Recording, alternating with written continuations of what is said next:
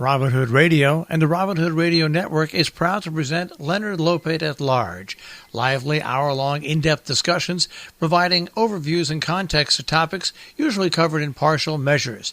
His guests include leading thinkers, scientists, artists, economists, farmers, historians, authors, and politicians.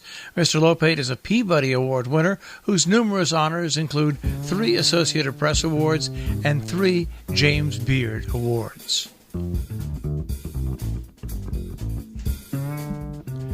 Welcome to Leonard Lopate at Large. I'm Leonard Lopate.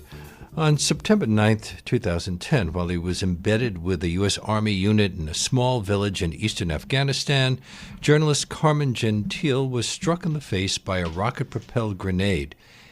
Inexplicably, the grenade didn't explode, and Mr. Gentile survived, but the right side of his face was shattered, and he'd been blinded in his right eye. In Blindsided by the Taliban, a journalist's story of war, trauma, love, and loss, his book From Skyhorse, he chronicles his numerous missteps and shortcomings while coming to terms with a terrible injury and a personal life in shambles. New inventive surgeries ultimately saved Mr. Gentile's face and eyesight, but the depression and trauma that followed his physical and emotional injuries proved much harder to overcome. Ultimately, he would find that returning to the front lines and continuing the work he loved was the only way to become whole again. Carmen Gentile joins us now. Welcome to our show. Thank you very much. I appreciate it. When did you begin reporting from Afghanistan?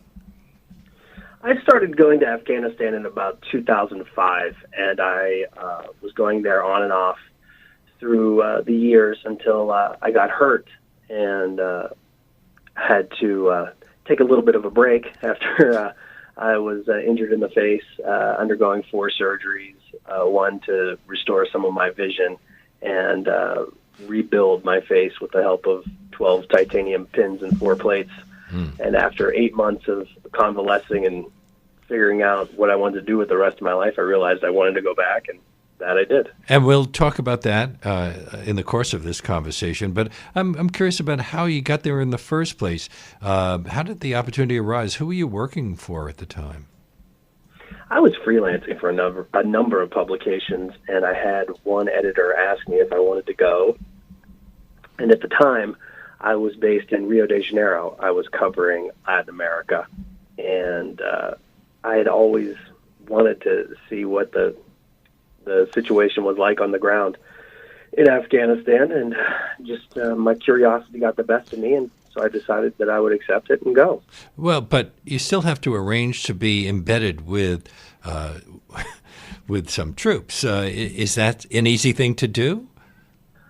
Well, at the time, they had a really well-organized embed process with the military in that you would reach out to a public affairs officer somewhere on the ground in Afghanistan and say, hey, this is the kind of story I want to do. This is the outlet for which I'm working.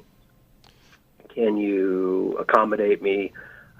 These are the dates I would like to be there. And then you would go back and forth. And it worked out fairly well. From what I understand, this, being a little bit before my time, in the Vietnam War, it was more along the lines of, hey, this helicopter is taking off and we're going here. There's free space, you could jump on and go. So it's more informal. But over the years that the process had been formalized, and it ran fairly well up until about the 2013, 2014, when the troops were drawing down in Afghanistan, and then that process wasn't as organized, and now it's more difficult to get those embeds. What are some of the challenges facing U.S. troops fighting the Taliban? Why were the Taliban fighters so hard for our soldiers to see? Well, the Taliban is not gracious enough to wear uniforms. They dress in plain clothes, and they can blend into the civilian population. They also have the strategic advantage through much of the fighting that's in the rural countryside because they own the high ground. They don't have large combat outposts that they build up in these valleys and places where the U.S. forces are concentrated. They're more mobile and nimble.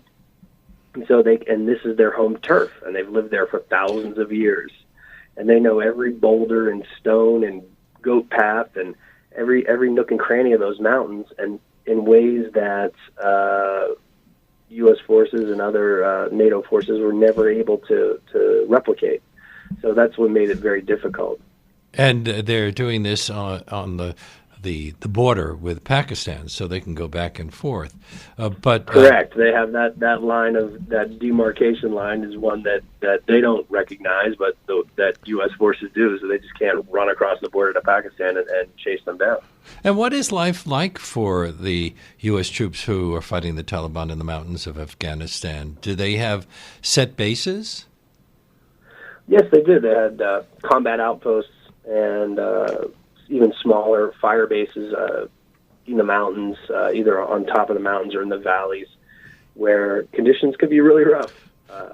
Not a lot of hot meals, no running water, so staying clean was not even an option. They'd go weeks or months without a shower, and it was hard living for those guys. And were the soldiers okay with having a reporter in their group? How willing were they to open up to you? For the most part, I've had really good experiences working with servicemen and women who've been accommodating to me. Sometimes they could be a little standoffish because they're such a close-knit community in these small combat outposts. There are, a handful of guys and sometimes a few women there as well, and they know each other and they depend upon each other for life and limb. And when an outsider comes in, it can be jarring. But then at the same time, they're so used to being around each other and having somebody else come around who's not a regular person in their lives can be a novelty. So they want to talk to you about things. And most of the times, what we end up talking about is what have you been watching on TV? What's cool now? What's going on in the States? Do you get to watch any sports? I would say that most of the time I spent with soldiers and Marines, we probably talked about sports more than we talked about what was going on there, and that was the common thread that we had, was being able to talk about things that took their minds away from what they were doing. Oh, what led you to become a journalist in the first place? Oh, I just think I'm naturally borderline obnoxiously curious. I think I have this tendency to just want to know why, and I mostly want to figure it out for myself. Did it begin in college? I had interned at a newspaper in college for a couple of summers, and then I got away from it. I wasn't sure that's exactly what I wanted to do. I knew I wanted to write, and I wanted to see the world, and I wanted writing to pay for it, but I didn't know how exactly. I was a philosophy major with a minor in Islamic studies. It's not like people were beating down my door to give me a job. And I went and started my career in the late 90s in Cairo as a reporter just by chance, because I'd gone there to study Arabic at a school in Cairo, and I really liked it. I liked being overseas. I liked what I was experiencing my day-to-day, and I found a job. And I managed to that's where I managed to start my career. I've been told by other war correspondents that the adrenaline rush can be addictive. Is that one of the things that attracted you to being a war correspondent? Oh, for sure. Yeah, it's. I'm not going to even try to pretend like that's not part of it. Yeah, of course it is. And that's I would say a key portion of my personality, for better or for worse. Sometimes both. You're right that you have a compulsion for risk, but you say there are two different types of risks. Yeah, there's what I like to think of as the calculated risk. You assess whether or not something is a good idea. You plot it, you plan it. You know that there's a certain amount of danger involved, and what's the reward for said danger. And you would think that that's the mature, reasonable way in which to potentially do something that might cost you your life.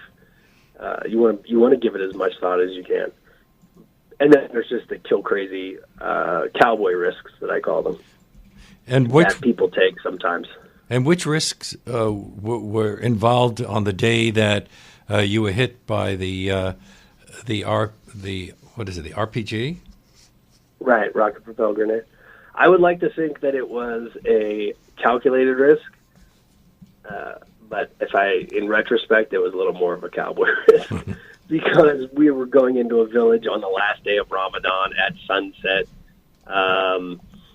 The previous evening on an embed in which I did not go, soldiers had gone out in that exact same area and been hit by a rocket to one of their trucks, which had disabled it, and they had to tow it back to the combat outpost. And so in my mind, I thought, okay, I better go back. I better go on this next one because there had already been action there last night. I should see it.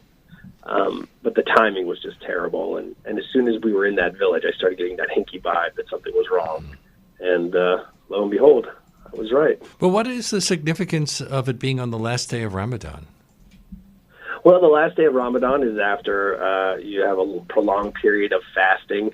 And the end of Ramadan marks the Eid, which is the 3-day celebration where you have food and festivities and everyone's having a good time. And here we were in the last day. It's at sunset. They're just about to get ready for the end of Ramadan, and U.S. forces are walking through this tiny little village during one of the most sacred times of year. And hindsight being 2020, that was a bad time to be doing that. And as we said earlier, this is near the Pakistani border. Is that a particularly Correct. dangerous area? Oh, yeah. Very mountainous, very hard to navigate. The roads are very narrow and uneven and just, dirt roads along a rapidly moving river. And a lot of IEDs were in the road at that time. In fact, just a couple days prior, one of the IEDs, an IED had been found in the road that had 100 pounds of explosives in it, and during a controlled detonation, it was set off by the explosive ordnance disposal unit that came in, like the guys from the Hurt Locker, and they blew this thing up, and it made this enormous explosion, which I ended up catching on video. Now, you were doing video, so you were both a print journalist and a video journalist. Who are you sending these things to? At that time, I was working for CBS, and I was also working for USA Today. So I was writing stories for USA Today, and I was doing radio primarily for CBS, although I had done some video work for them as well.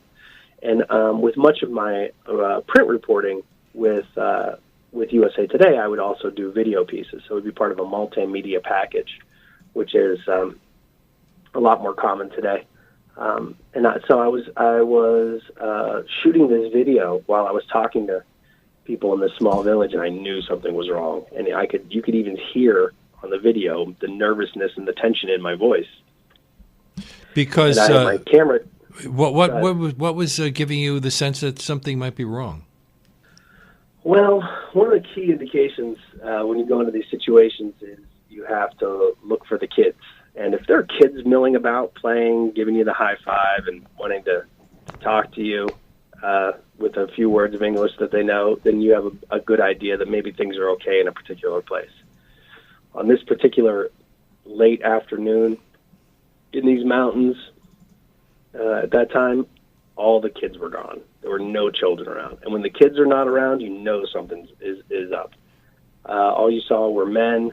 They were not particularly friendly. They did not want to talk to us. And I had my video camera trained on a group of young men sitting by the side of the road.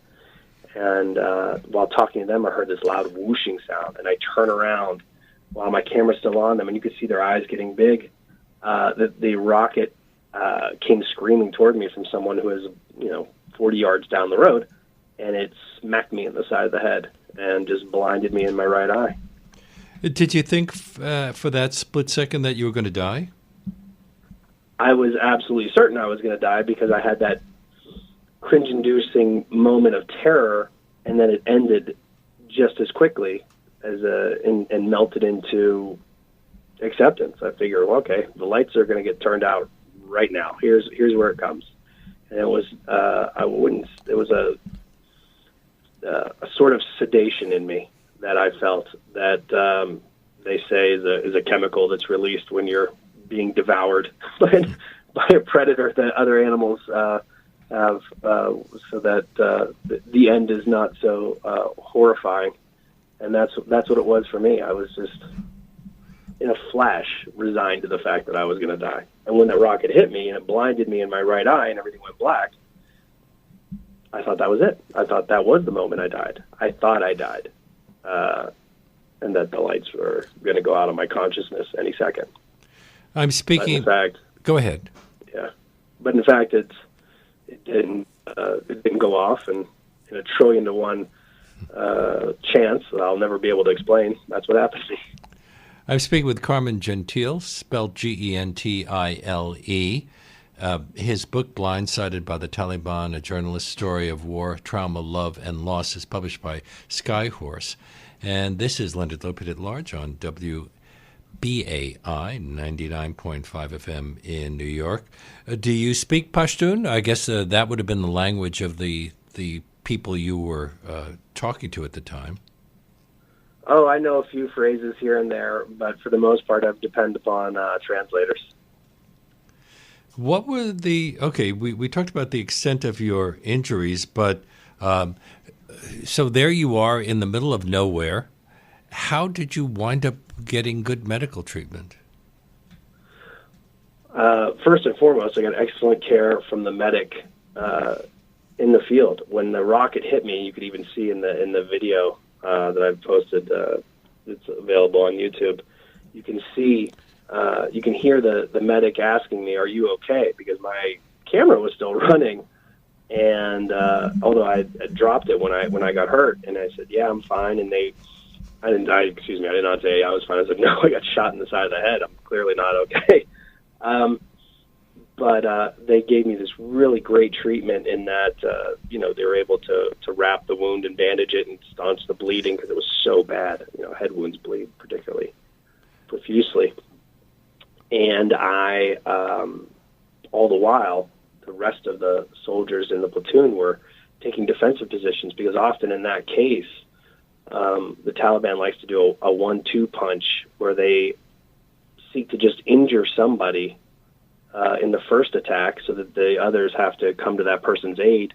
And then while others are coming to that person's aid, that's when they come with a more robust secondary wave of the attack to wipe everyone out. So there was a lot of concern that there was going to be a follow-up attack right after that. And much to the credit of the soldiers in this platoon, they really took care of me and the platoon leader who was struck in the elbow after the rocket hit me. It hit the platoon leader in the elbow, and he was injured as well. So there were 2 of us down on the ground. And it was then shortly thereafter that they called in for a medevac, and we were taken away. I was eventually taken to the U.S. military hospital at Bagram Airfield, which is the large military base in eastern Afghanistan. And I received excellent medical care there. There happened to be an Air Force ophthalmologist on staff at this hospital who my other doctors later said, managed to save my eye. Did they think you were going to lose your eye at first? Oh, when I woke up from my first operation in the hospital in Afghanistan, they told me, "Yeah, you're going to lose that eye. You're not going to keep it." And so I had to mentally start processing the idea of not having one of my eyes. And I went through a lot of different feelings about it over that period, but didn't ultimately was able to keep it and have some of my vision restored. Although I keep it covered with a patch most of the time because I have 2 separate fields of vision. My right eye is particularly blurry, and it's also sensitive to light and to wind and to particulate matter, so it's always very red and irritated, so I keep it covered a lot of the time. I was wondering about that because many of the photographs I've seen of you are with the eye patch, and yet I've also seen you on television without the eye patch. Right. My vanity gets the best of me when I don't want people to see me on TV wearing an eye patch. I've recently come to realize that I need to be more comfortable than vain. So I wear it most of the time now. I don't wear it when I'm driving in the event that I get pulled over, and I don't want an officer to see me wearing an eye patch I'm driving a car, or riding my motorcycle. So I wear sunglasses, and with sunglasses or any other tinted eyewear, I can. It's not as bad with the glare in my right eye, and the irritations.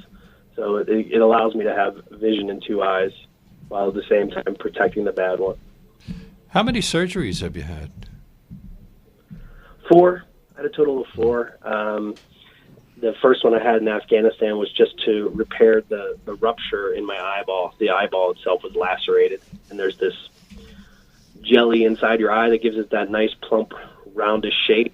And it was all that jelly in my eye had come out and spilled into the side of my head. Ugh. Not to get too graphic here, but they had to take that jelly, put it back in, and then stitch the side of the eyeball up. And after a certain amount of about a week and a half of healing, doctors were able to go back in and repair some of that work, and then do some of the work to repair the side of my face, which had been absolutely decimated. I looked at X-rays of my face from that time, and it looked like a box of loose toothpicks in there. Everything was just shredded, all the bones. So what they had to do was put a number of plates that run under my eye, up and through underneath the eye, and it runs all the way to the side of the right of my eye, almost to the top of where my eyebrow is, and use all these pins and plates to put everything back together. I still have all that hardware in my face. But they did a wonderful job because seeing you, one would never guess. It's right. Yeah, we have to be told. On the other hand, there's another kind of healing involved. How long before you were able to watch the video that you'd recorded that day? I'd imagine that that would have been a traumatic thing for quite a while. I watched it in its entirety one time in my life, and I watched it about 6 months after it happened. The video, and this is chronicled in my book, so I don't want to give away too much, but there's a moment about 6 months after the incident happened. I finally was able to turn on that camera and, with the help of a friend who's an excellent video editor, go through it and look at it. And I remember sitting at his home and saying, I wasn't sure if I'd actually caught the incident on camera. And lo and behold, we were in his living room in Miami, going through all this material, and I could see where I was walking in that area, and I could hear the rocket, and I could see the rocket, the effects of the rocket hitting me in the side of the head, and then my camera dropping to the ground. So I heard the actual thwack of the rocket against the side of my head, and it was nerve-wracking, to say the least. And that was the only time I've ever seen it in its entirety. It's been online for years now. Anyone can see it on YouTube? Able to go back. Yeah. But you're not seeing it again. Do you think you can? Or what's the reason that you would not want to watch it again? Because it would bring back all of those terrible memories? I have a pretty vivid recollection of what it looks like in my head. I could tell you if moment by moment what it did look like. It's always playing in my head. I don't need to watch it on video. I've got it. I've got it all. I've got it all upstairs. How long before you could return to being a journalist? Well, my doctors had me on medical leave. This happened in September, and they told me for 8 months I needed to just recover. So as of May 1st, I was cleared to start working again. And by the middle of that month, May 2011, I was back in Afghanistan. It comes as a big surprise. You actually to return to this place where you'd had this terrible experience. Weren't you afraid? Oh, terribly afraid. I mean, you had been seriously injured. I was petrified. Yeah, after I was seriously injured, I went back. No one's ever going to nominate me for Mensa, that's for sure. How did your family and friends feel about your desire to return to an active war zone? Oh, they thought I'd lost my mind, and they weren't that far off the mark. I'd lost a little bit while I was recovering, but in my estimation, I felt like I couldn't let that incident define me for the rest of my life, and so I had to figure out a way to get past it. Now I know for a fact that when my obituary is written, that's probably going to be in the first or second paragraph. No doubt about it. What, that he went back I didn't want it after? to be, well, I wanted to be able to. I thought in my mind it was the best for me to not let it define the rest of my life. I didn't want to get chased away. This is something I talk about in the book. Like, what am I going to do with my life? This is not something I want to have be such a definitive moment, in that it keeps me from doing something that I'm pretty good at doing and I love to do. So I kept telling myself that you can't let this discourage you. You have to go back and pull yourself up and do what you know how to do. Was it the right decision? I don't know. It seemed like the right one for me. Did you notice yourself being more tentative than usual in terms of your movements and the things that you did? Right. I was on pins and needles for the first. I went back for a really prolonged period of extensive number of in-beds for 4 months after I went back to Afghanistan that first time. I'd since gone back.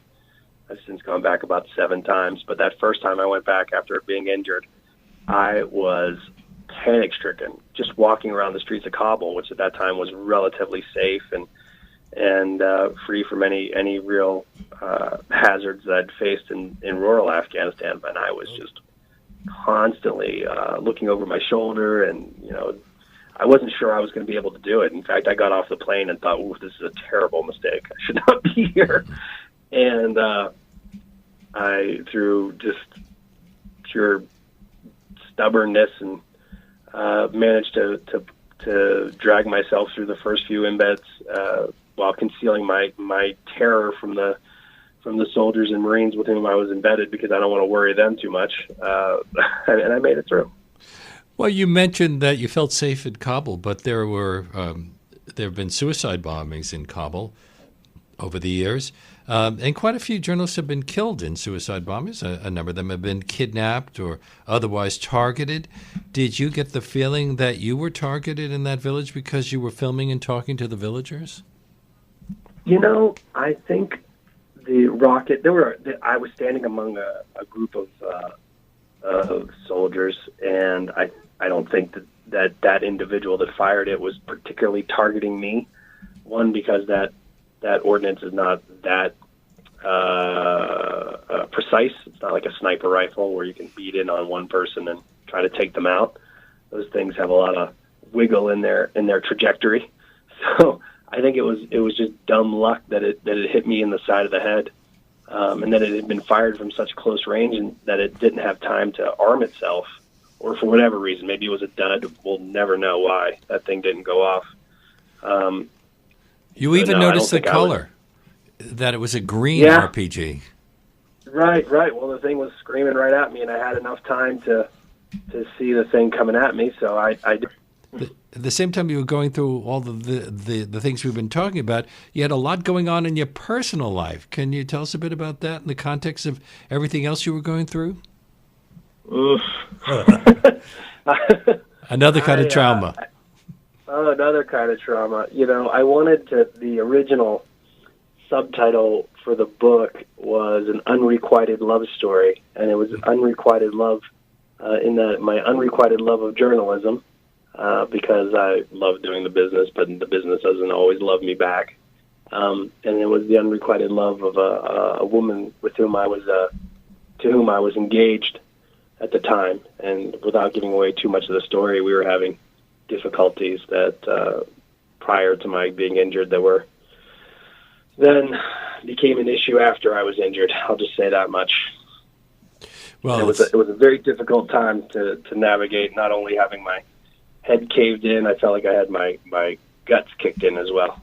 But, and I'm not going to reveal too much, it seems to me both of you were culpable in some way and responsible for the Oh, breakup. absolutely. Yeah, absolutely. And not just because you were injured. No. There were other factors along the way, but that didn't make it any easier after I'd been shot in the head. Let's just say.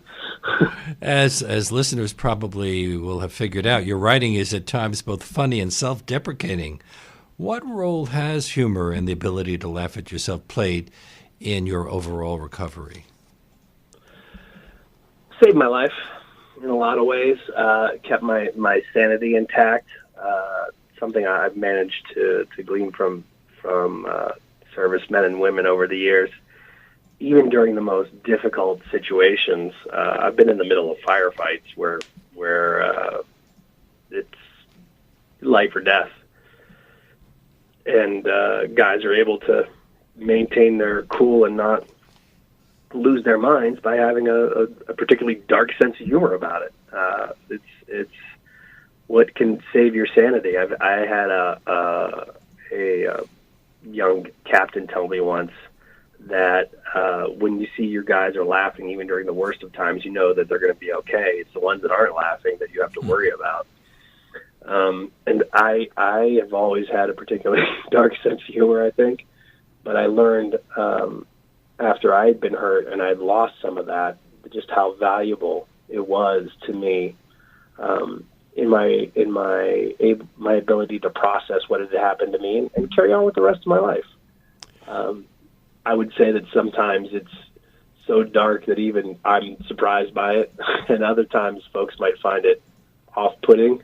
But it really was able to help me figure out what the next phase of my life was going to be. Because if I'd spent all my time fretting and moaning over what had happened to me, I would never be able to get on with the rest of my life. Only being able to laugh at my ridiculous circumstance and the fact that I'd been shot in the head by something that should have sent me home in a matchbox, was I able to rationalize and accept what my future was going to hold. So it saved me. But you also write that you were upset that despite your rather good journalistic career, most people came to know you as the guy who got shot in the eye. Well, when you get shot in the head with a rocket that doesn't explode, and something that just doesn't happen all that often. In fact, in the annals of modern warfare, I don't think anyone else has actually been shot in the side of the head with a rocket. I'm sure hoping it never happens to me. Right. I mean, what else are you going to be known as? I don't care how good your work is. You're going to be that guy that got shot in the side of the head. And there's a certain comedy to that as well. Well, you've said you were reluctant to watch the video, but then you decided to write a book. How long after this experience did you begin writing this book? Well, the book chronicles the period from, much of the book takes place from that period of when I was hurt to my return, which takes place over the course of a year, with some parts flashing back in time and one moving successively forward. But it took me a few years to be able to sit down and to write the thing, because I was still going back to Afghanistan a lot, and I was mulling over the idea of writing a book. I didn't know how to do it. I had never done it before, so I was daunted by the idea of it, and finally I just carved out the time to sit down, squirreled myself away into this dilapidated shack in the Appalachian Mountains, and banged it out in the winter of 2014, that first draft, which every aspiring book writer is, really excited about until finally someone reads it and says, holy moly, this is a dumpster fire. We need to do something about this. And so it took me a couple of years to get it into a place where a publisher wanted to publish it. Did you find writing about it was cathartic in any way? I thought it would be. I was wrong. I thought that there would be some grand catharsis, because there was still a lot that I was lugging around from that situation. But what I learned is that much of it was I dug it all up again, and I kept going over it and working on it and polishing it and trying to get the story the way I want it to be. And I was living during that time in that moment. I'd lived. That's why I say I don't need to go back and watch that video, because I know that moment. I lived it. It'll be forever scorched onto the hard drive that is my brain. But also it's something I was contemplating for years on end in that moment, and everything else that happened to me afterward, to the detriment of the life I was leading. I was not living in the present. I was only in the past, and it had some adverse effects on me, I think. What can you tell us about Afghanistan, what you learned about Afghanistan and the Afghan people that the American public might not know? Do you think that we're getting good reports from Afghanistan? I think there's an abundance of really good reporting coming out of Afghanistan. I think too few people are reading it. I find that I have people ask me, we never see stories about Afghanistan. Why is that? And I'm thinking to myself, where are you looking? Inevitably when someone says to me and I ask, well, what publications do you read? And they tell me, well, I don't read any publications. Okay, fine. What do you watch? And they don't watch the news either. So I don't understand how they think this is just going to be magically transmitted into their cerebellums about what it is that's going on in the world. But Carmen, it's rarely on page one anymore, and we're talking about the longest war the United States has ever been engaged in. I see what you mean. However, my counterpoint to that is there is no page one. My page one are the stories in which I'm interested, and the access to information is greater now than any time in history, and tomorrow it would be even better. The fact is there are 200 stories a day coming out of Afghanistan that are in English that anybody can read at any time who has a smartphone or a laptop and knows how to use Google. You can find out anything you want. It's not about the front page. I don't care about half the stories on the front page of the New York Times. They're not of interest to me. My front page story, if I'm going to be looking at the physical copy, might be on A23, and that's where you'll find the Afghanistan story. We have to stop thinking about our news consumption in terms of the front page. It's what we think is important. And I understand that editors and people who produce news try to put the most important stories up front, or what they think the public needs to know, but at the same time, they're trying to sell newspapers. So there'll be 3 stories about Trump on the front page of the New York Times because they know that that's going to sell more papers. But if you are a conscientious news consumer, you have to be able to look beyond that quote-unquote front page and get to the stories that you think are important. And that's part of our responsibility as citizens. Well, one of the stories that did make it to the front page is, at least for a little while, was that U.S. representatives are sitting down with Taliban leaders for talks about ending the U.S. presence in Afghanistan. What do you hear from people in Afghanistan about the continued U.S. presence there? Do many hope that we will leave as soon as possible? Well, there are those who are who would like to see that, because they would prefer, at least if under the Taliban they knew what they were getting. There's some people that are like that. There are some people that are ardently pro-Taliban. They definitely want to see them come back. There are some folks that do not want them to see them come back and do not want to see U.S. forces leave, because they know that the very fragile government that they have in place will collapse and the Taliban will take over. So it's not as though the Afghan people are a monolith about, their opinions about what the U.S. is doing there and why they should be there and if they should leave. It's everybody's got their own take on it. Just like in the U.S., some people are Trump supporters, some people are not Trump supporters, and some, you can't say what do American people think about Trump. Same concept. Well, nothing has been formalized. It appears that in exchange for a removal of U.S. troops, the Taliban will pledge to ensure that Afghan territory wouldn't be used by them or other Islamist militant groups to harm American interests. They won't help ISIS. Do you think that we can trust them to abide by an agreement like that? No, absolutely not. No way. And anyone who thinks that we can just wants to get the hell out of Afghanistan. And I know that's part of the Trump play. He wants to be able to say it up ahead of 2020. Hey, look, we successfully negotiated a peace deal with the Taliban.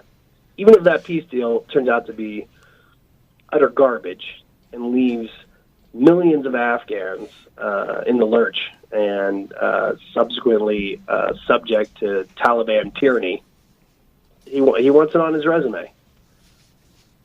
Now, you're married now, have a young daughter. How has that changed your attitude about the type of reporting you do? Because aren't you a little concerned when you go into dangerous areas? Yes. I've spent a lot of last year and the year before, I was covering the fighting in Iraq, particularly in Mosul. You traveled in Iraq by motorcycle. Yes, I did. I've done a couple of trips in Iraq by motorcycle recently, and it is something that I have to be concerned about for sure. I don't want to leave. I want my daughter to grow up with a father, and I want to be there to see her grow up. She's 2.5 now, but at the same time, it's something I know how to do, and it's something I want to continue doing. I'm not doing it as much, but at the moment, and but it's I do have plans to return both to Iraq and Afghanistan in the future. So, I just have to be careful.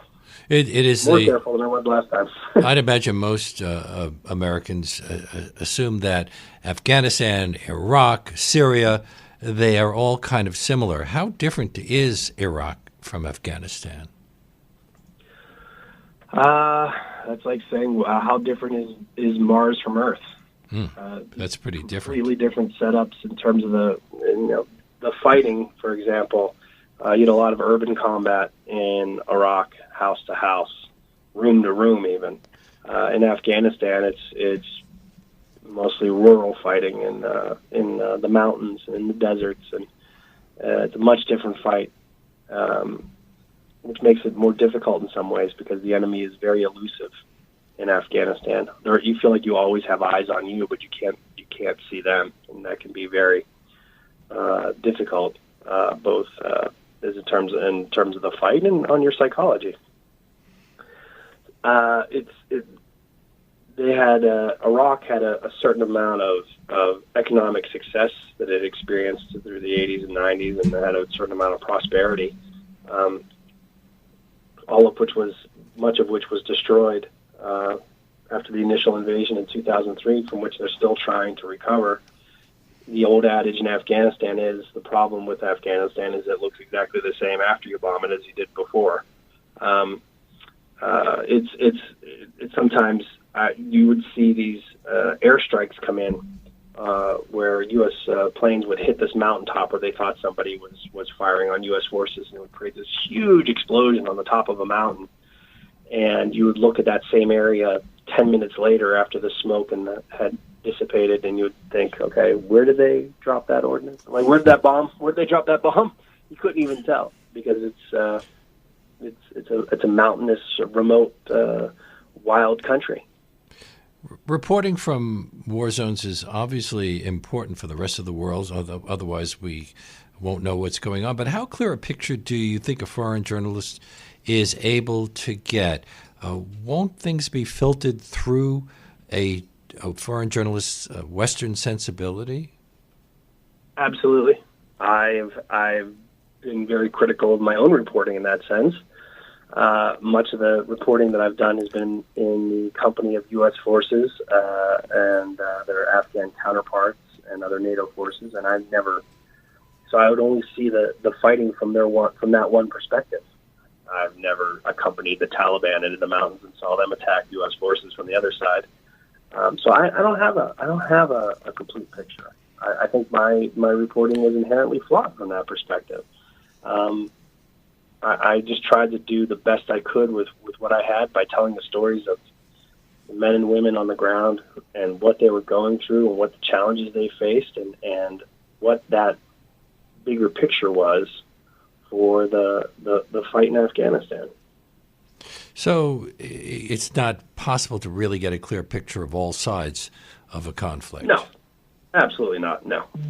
You've recently started a new project called Post-Industrialist Media. Can you tell us about that? Yes, Post-Industrial and postindustrial.com. Post-Industrial, okay. Right, Post-Industrial and postindustrial.com, all one word, is a look at the regions that are commonly known as the Rust Belt and the Appalachia, which we identify as an area that has had some success in reinventing itself after primarily industrial and mining industries for decades. And we're based in the Pittsburgh area, because that's where I grew up, and my partner on this project, Matt Stroud, is also a journalist based here. We are taking a deep dive, investigative look at the stories from this region, the good, the bad, who's thriving, who's struggling in this new economy, in this new era for a region that is trying to reinvent itself. And Pittsburgh, in our estimation, in both the Rust Belt and Appalachia, has had the most success doing just that. This was a heavily steel and manufacturing and coal-based economy in this region, in western PA, and has now evolved into technology, banking, medicine, education. These are the now pillars that are propping up this new era in the city and in the region, and not just in the Pittsburgh area, but across this, like I said, the Rust Belt and Appalachia. However, not everyone is benefiting from all these changes.